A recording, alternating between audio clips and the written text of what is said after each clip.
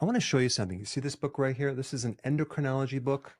On page 84, we have this body type right here, and you could see this round face. I used to have this. I mean, my face was round, it was swollen, I had puffiness underneath my eyes. I had no idea it was not normal until I got rid of it. And then I'm like, oh my gosh, that wasn't normal. So today I'm going to show you exactly what this is and how to get rid of it pretty simply. But this particular picture is in the chapter on a condition called Cushing syndrome. And one of the symptoms is moon face. Now, Cushing syndrome is basically high levels of cortisol, and cortisol is a stress hormone. Now, with cortisol, you have your body's production of cortisol, and if it's too high over a long period of time, that could be the problem. Or you're taking a medication that's a synthetic version of cortisol. It's called prednisone. And in fact, if you've ever seen a picture of Jerry Lewis, when he took prednisone, his face just swelled up like that. And what's also interesting is I had prednisone every single year for probably 10 years straight, starting in my 20s and my 30s from getting this darn poison ivy every year. So whether that contributed to it or something else, I'm not exactly 100% sure, but I do want to share what I know on this topic. Now, what's interesting about cortisol is cortisol has the power to redistribute where the fat goes in the body. It starts going around the face and in this part right here called the midsection. So belly fat. Sometimes over time, if you start getting that buffalo hump on the back there and also red cheeks, thinner legs, weak muscles in the legs, especially the thigh muscle. You start losing the gluteus maximus, the butt muscle right here. Other things that happen is your cholesterol and your lipids start going higher. You start losing potassium and retaining sodium. So there goes your blood pressure. It's going to go straight up. What's also interesting is your vitamin D level goes down. The immune system usually suffers. And they've even tested cortisol levels. And when people get emotionally upset, the cortisol goes straight up and vertical. So if someone is always or chronically emotionally upset, they're going to have high levels of cortisol.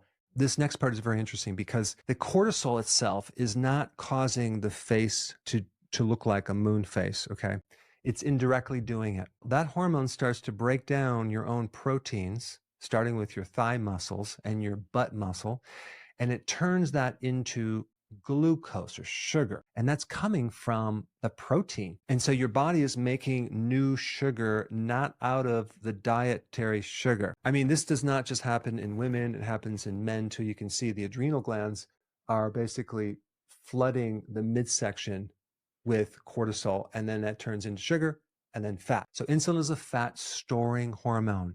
In the presence of just a little bit too much insulin, you're not going to be able to lose fat. And you go to the doctor and they might say, well, you just need to lose weight, right? Lose weight, go on a diet. But stress can activate insulin. When people have high levels of insulin, they get something called metabolic syndrome. What is that? That is a combination of high cholesterol, hypertension, and high blood glucose. All of that comes from too much insulin. Overexercising. Now, I had this lady come in my office once and I had her do a little exercise.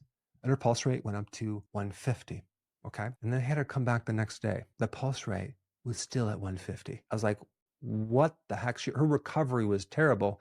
And that was a situation because typically in a healthy body, you'll raise the pulse rate and it comes down. So if someone like that with poor recovery would continue to exercise every day, it would just create a tremendous amount of stress and cortisol in the body. But also lack of sleep will raise your cortisol. Think about this. When you don't sleep, you're hungry.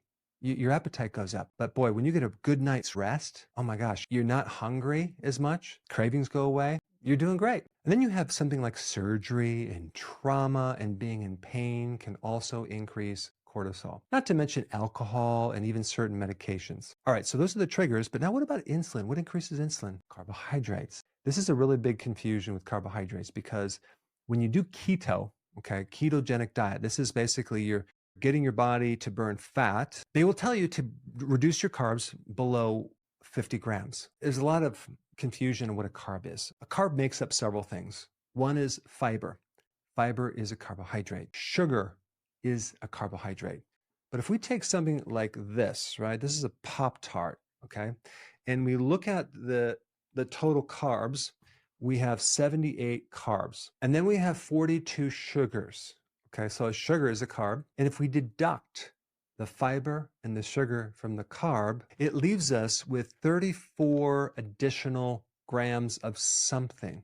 What is that something? A lot of people don't know what that is. Well, that something is starch. Usually when you're talking about junk food, you're talking about something like this starch, cornstarch. This is why it's so important to read the ingredients, okay? Not just this other thing right here, but the ingredients to see what you're eating. But there's some other things that can increase insulin that you need to know about. Frequent eating. If you're snacking a lot, you're raising insulin. But what if it's not carbohydrates? Doesn't matter. If you're eating, you're going to raise insulin to a certain degree. And so the frequency of eating is a killer. Seed oils, soy, corn, canola, cottonseed, safflower, sunflower seed. Those can actually really mess up your insulin as well. These next few are very interesting. Nutrient deficiencies, like a B1 deficiency, magnesium deficiency, and a vitamin D deficiency can all indirectly start elevating insulin because those are the key nutrients that allow insulin to work. And when you're deficient, you have more problems with that hormone. And of course, the last one is medications, especially by taking insulin. They used to do what's called insulin shock therapy. Wow, insulin shock therapy. What is that? They would inject people with tremendous amounts of insulin, put them in a coma, wake them up a few weeks later as their therapy for mental illness, and they would wake up fat. Incredible. They used to do that. Okay, so what do we do to get the face back to normal, okay? Because it's not that your bones are round like that. Your face has layers of fat on it. So the first thing to do is to start eating less frequently by cutting out the snacks between the meals. That alone will be huge, okay? And then what you need to do is do intermittent fasting, which is you're going to start reducing the number of meals. I would recommend starting out with 2 meals a day. And when you wake up in the morning, try to go as long as you can before you eat the first meal, okay? And then maybe it's like 11 o'clock or even 12, have your first meal, and then have your dinner. Now you're at 2 meals a day. That's going to be huge because you're going to allow your body to fast. And when you're fasting, you're forcing your body to reduce insulin and use your own fat as fuel. Because what we want to do is we want to force our body to use up the fat around our face, which will come off first before the belly. So it's not going to take long to reshape the face. If you ever look at a diabetic that's just filled with sugar in their blood, they're just waterlogged, especially in their lower legs. So when you do this, you're going to lose a lot of water weight initially, probably 11 pounds of water weight in the first week or two. And then your weight loss is going to be down and you're going to think, oh my gosh, I'm not losing weight anymore. No, you have to get rid of the water first and then you'll start burning more fat, which is a lot less. You can't burn 11 pounds of fat per week. The most, it's going to be 2 pounds. But for most people, it might be 1 pound a week. So that's intermittent fasting. And then number 2, you want to start changing the diet. You want to start cutting down the carbs, very specifically sugar and starches. If you want a little card cutout that you can put in your wallet to show you what to avoid, I'll put the link down below.